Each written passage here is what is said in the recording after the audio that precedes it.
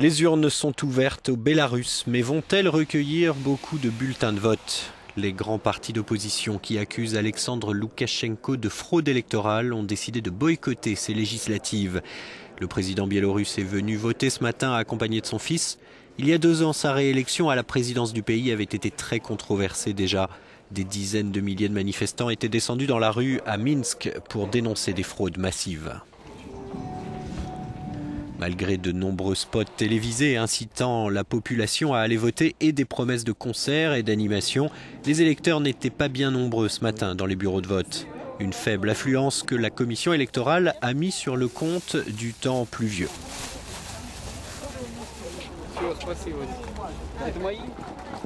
Ce retraité, par exemple, est complètement désabusé.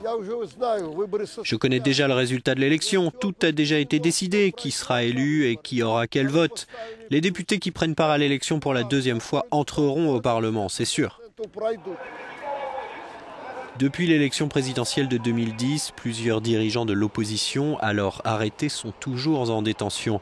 Et si ce scrutin est joué d'avance, l'inconnu réside aujourd'hui dans la capacité de l'opposition à se mobiliser largement ou pas après le scrutin.